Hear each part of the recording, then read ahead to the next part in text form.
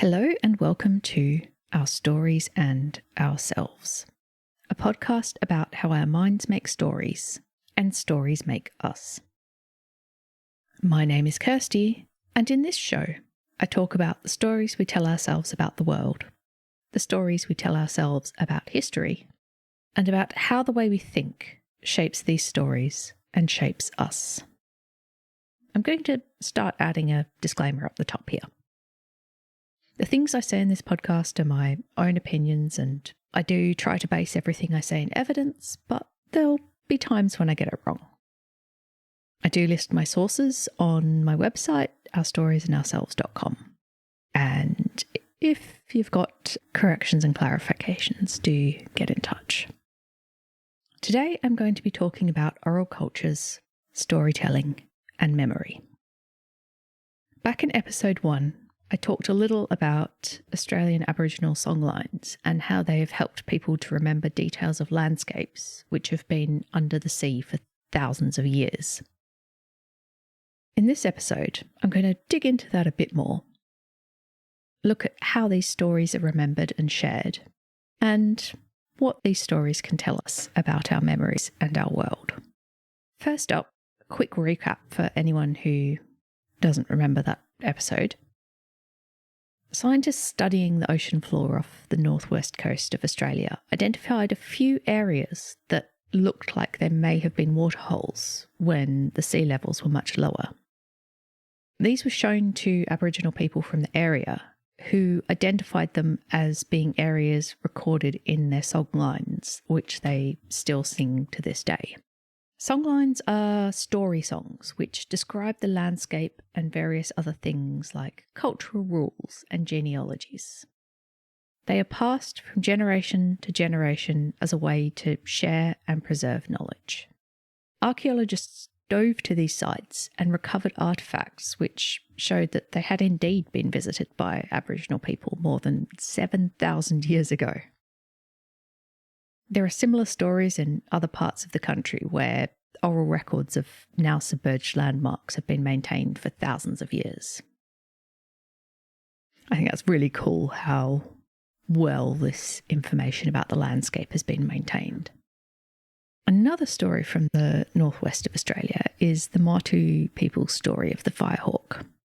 According to their tradition, there was a time when they didn't have fire. They would see wildfires in the distance, but when they got there, the fire would be gone. The blue-tongued lizard would hide the fire from them, and they would be cold. Then one day, a hawk stole the fire away and gave it to the Martu people. I got this story from a nature education website which quoted a Martu elder named Kiriwiri, Matt Gardner, from a documentary. But I haven't yet found the documentary, so I may well have missed some details, but I think the gist of it is there. Other groups across the north of Australia have similar stories. Often the details of these stories are protected knowledge among these groups, so the details I could find are sparse. But the general idea from the stories is that birds deliberately spread fire. But why am I telling the story now? Because firehawks are real. Scientists have documented cases of various types of hawk flying down to fires, grabbing a burning branch, taking it to start a fire somewhere else. I think that's pretty cool. Something that sounds like a myth actually has a basis in reality. And it's been known for a long time that hawks and other raptors will lurk near fires to hunt the creatures fleeing the flames. However, the knowledge that they will also actively spread the fires has taken longer to be accepted. And this story has real-life consequences. Fire management plans take into account that some birds of prey will take fire beyond where it would spread naturally. And while this information has been used locally for a long time, there's been more scepticism from outsiders, which has reduced the effectiveness of fire management in some areas. Unfortunately, where it is known, one of the attempted solutions at one cattle station was to shoot birds, which is obviously bad overall for the ecology of the area. But that's all the more reason why bigger scale fire management plans need to know this and work with it. There's another story that was preserved in the oral tradition and that has pretty dramatic potential real-life consequences and has also been supported by other methods of tracking natural events. Back in the 1860s, a leader of the Maka tribe, apologies if I've mispronounced that, in the Pacific Northwest, told a story of all of the water rushing out of a nearby bay and then rushing back in a great wave, flooding the area. In 1964, a chief from what we call British Columbia, Louis Nokomis, told a story that had been in his tribe for 7 generations of the fate of the people who lived in Vancouver Island's Pachena Bay at the time. The land sunk and they all sank. They were drowned and no one survived. A seismologist from the University of Washington, Ruth Ludwin, along with colleagues, collected stories of earthquakes, tidal waves and floods from the region and were able to date several of them. The dates averaged around the year 1701. In January 1700, a tsunami hit Japan. They're very familiar with tsunamis, but this one was odd. No one had felt the ground shake first. They dubbed it the Orphan Tsunami. A clue to where this wave had come from was the discovery of a ghost forest in Washington state.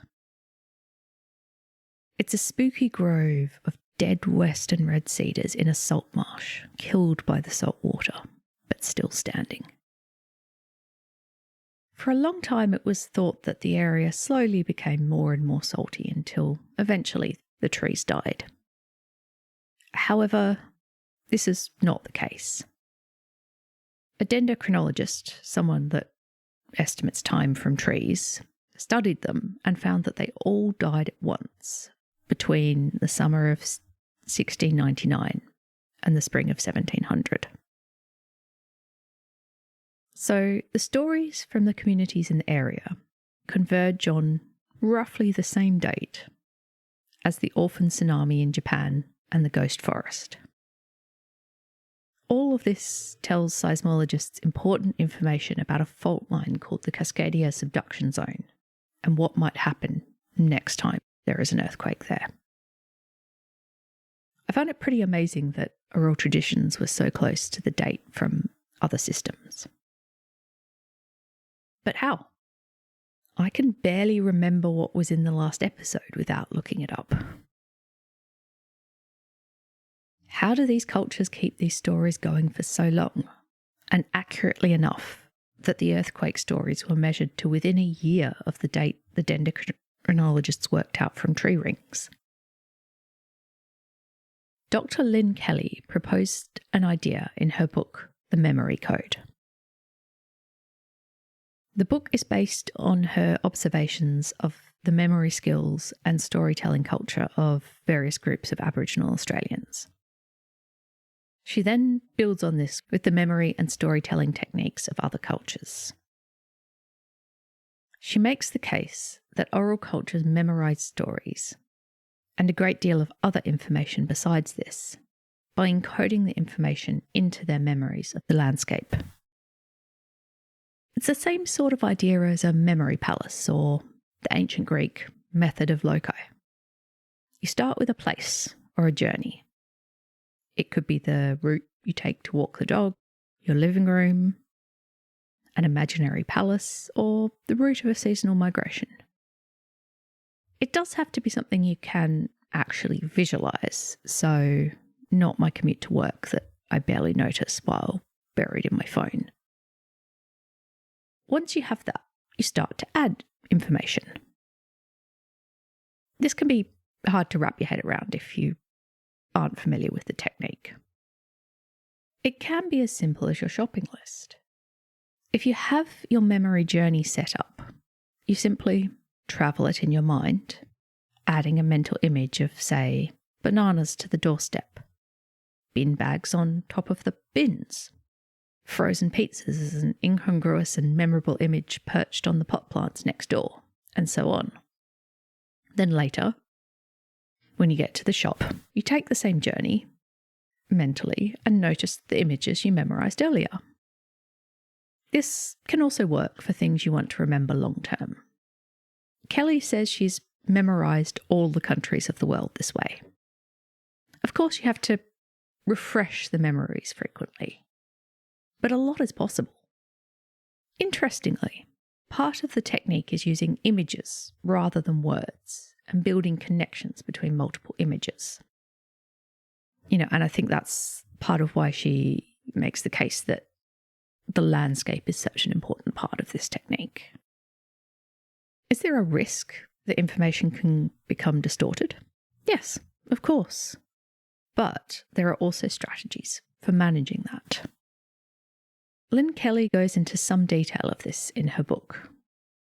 She notes the similarities between multiple cultures across the world who have initiation stages, which involve knowing the stories.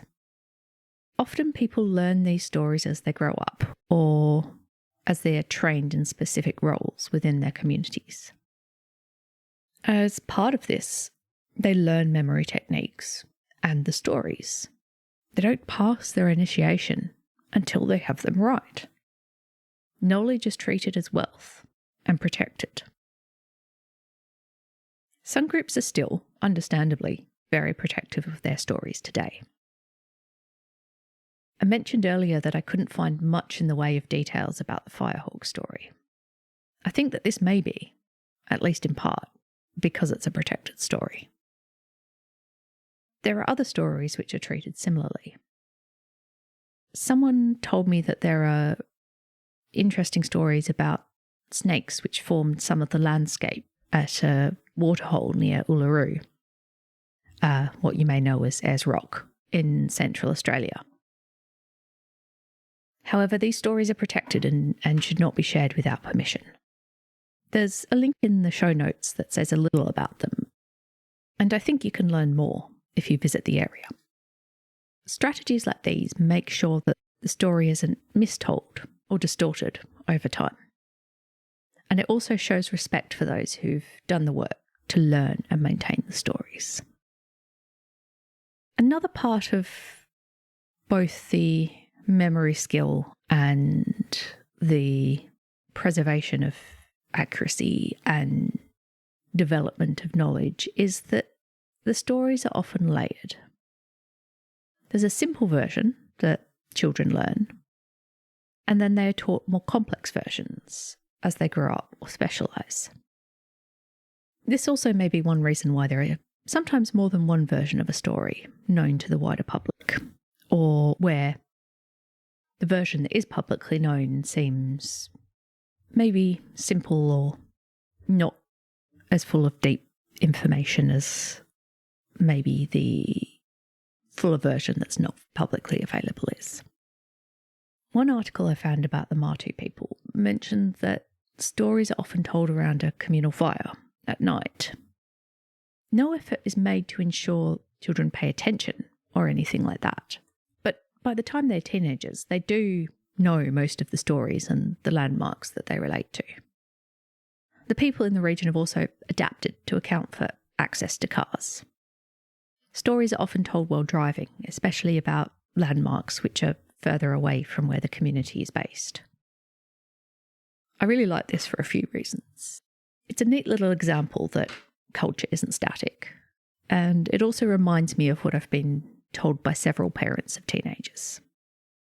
One of the easiest ways to talk to them is side by side on a car journey. There's something about that space. Not facing each other, but in an enclosed bubble that is safe and not exactly home, that facilitates conversations. Of course, I don't know if that's similar for the Matu people, this is just a guess. But storytelling is also a fun way to pass a long drive. I expect it limits the number of, "Are we there yet?" questions too.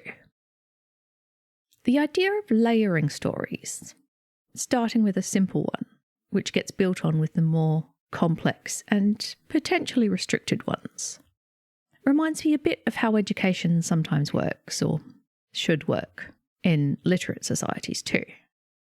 The level of information we teach in primary or elementary school is less detailed than at senior school or university. But these layers should build on the foundations of the previous ones. Ideally, we know that the versions taught to younger children are simplifications or not the whole picture. And we should know that there are experts who have the details. For example, as kids we learn that there are differences between boys and girls. We start off with the anatomical ones. Then, as we get older, we learn about chromosomes, hormones, gametes, or however you say it, sperm and eggs. However, even learning these details, we don't always learn about the complexity. Everyone has and needs both estrogen and testosterone. There are many complex combinations of chromosomes, hormones, and many different things are possible. And also that if the hormones your body is producing don't suit you, store-bought is fine. Unfortunately, chunks of our society don't seem to understand this and think that there's nothing worth learning beyond high school, or possibly even elementary, instead. Rather than respecting people who've built deeper knowledge on those foundations, they're doubted. Of course, part of the problem is that some of the foundations are pretty shaky. Maybe if we told better, foundational, simple stories, we would have more success. I think this is especially the case for history. I'm sure most listeners know the rhyme. In 1492, Columbus sailed the ocean blue. Now, while that's not untrue, so much of the national myth-making we learned as children in places like the UK, Australia, and the US is so distant from reality that when it comes time to learn the more complex versions, it's a shock to the system. I'm sure there are ways to do it better, and I know in some places they are working on it. However, adults who learned some of the inaccurate versions as children seem to cling to them tightly. They've made those stories part of their identity in a way that I don't think is healthy. I guess that's another way that stories make us, but I'm going a bit off track from what I wanted to focus on today, so I'll save that for another episode. Telling history stories is always tricky. History is written by the victors, after all. And now I have to go on another one of my quote tangents. That wasn't Winston Churchill. He did say something along those lines, to quote, "For my part, I consider that it will be found much better by all parties to leave the past to history, especially as I propose to write that history myself." End quote. I was sort of halfway trying to sound like Churchill then, but also not, and also vaguely posh, but I don't know. Anyway, you get the point of the quote. Apparently it was one of his favourite jokes, and he used it on multiple occasions, including to Joseph Stalin, who is also known for writing history. A very similar phrase was used to explain why we don't know how many people died, at least on the Scottish side of the Battle of Culloden. To quote, "It is the victor who writes the history and counts the dead." End quote. So, yeah, history stories are difficult no matter the medium, and it's definitely something I will come back to. The stories we tell about history can have a huge impact on how we understand it. But for now, it's enough to acknowledge that history is one of the trickier things to record in general, and that includes in oral traditions. In written traditions, if the records have been preserved, we can potentially compare texts over time. To come back to Stalin, the one where there's a version of his photo a photo with him and someone else and a version where there isn't that other person. However, some people would argue that in oral traditions this is harder. Lynn Kelly notes in her book that history is thought to be one of the less reliable parts of oral traditions, and cites that she's spoken to several experts in the area who agree. Things like landscapes, plants, and stars are all well tracked, but history of things like conflicts and families, less so. However, I have found other sources which emphasise the accuracy of oral histories. It's a complicated topic, and I can see reasons why it would be challenging. Think about a fairly simple bit of history knowledge, the list of the kings of England and later the United Kingdom. King Charles III, man, I am still not used to saying that. Still Prince Charles in my head. Anyway, King Charles III can trace his descent all the way back to Alfred the Great, who was king in part of England before England was even England.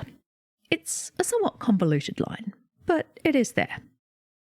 Of course, so can a lot of other people who aren't the king. And depending on how you look at it, the line of succession is a lot less clear. Even if we start after the Wars of the Roses, for no other reason than I'm less familiar with that period. The line of succession and the list we might try to memorise is messy. Henry VII, Henry VIII, Edward VI. Easy enough, but then Edward dies without an heir. So do we count the Lady Jane Grey, the 9 Days Queen who was proclaimed but never crowned? I read her biography when I was about 12. I still have it. She sticks in my head, so I might count her, but most lists understandably don't.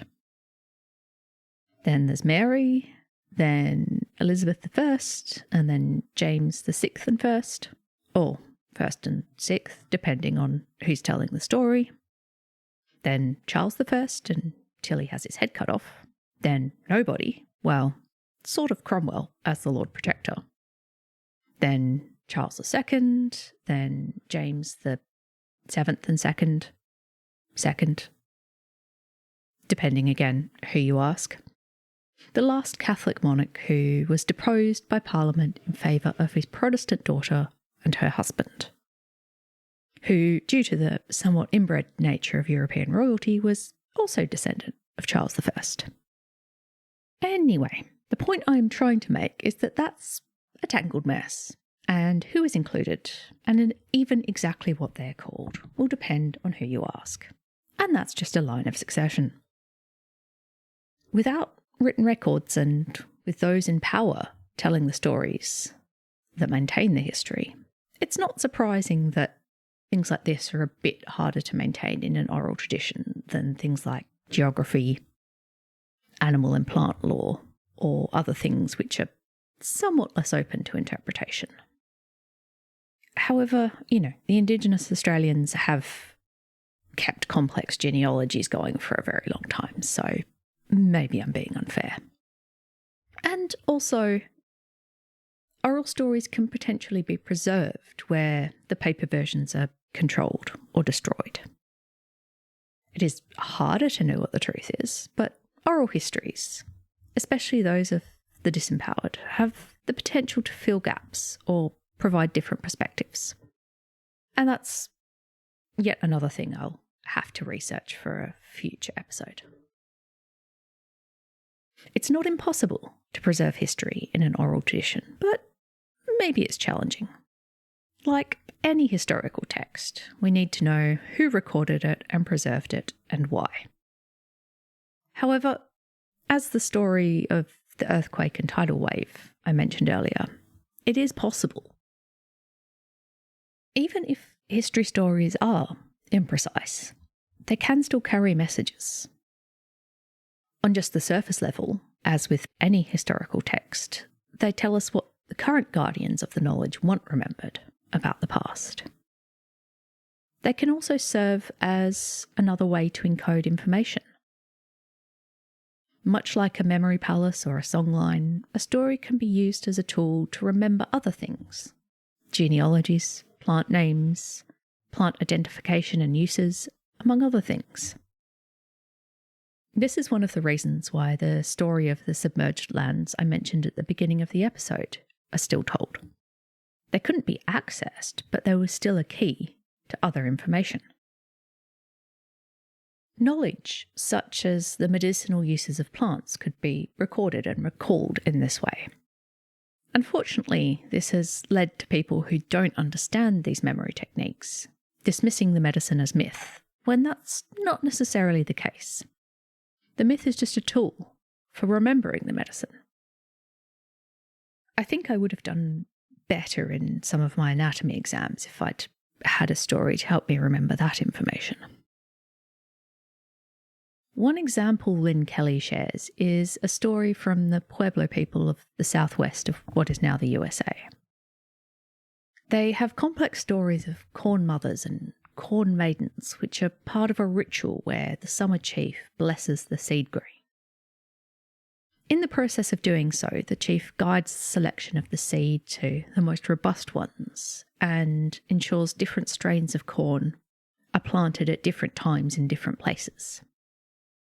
This in turn prevents cross-pollination and increases the chances that even if pests or disease attack one strain of corn, others will survive. In a weird way, this layering technique reminds me of a meme about neurodivergent storytelling. It often involves several tangents and diversions to information that is associated in the mind of the teller, but not necessarily the listener. This is me wildly hypothesizing, but I wonder if some of these memory techniques could also be used in reverse to help people. Okay, me. I'm talking about me. To help me keep the main thread of the story. Maybe I'll do some experimenting and see how it goes. The way I'm thinking about it, it's not ignoring those other layers of information or ignoring the connections between them. It's just being able to follow the thread of the story I want to tell.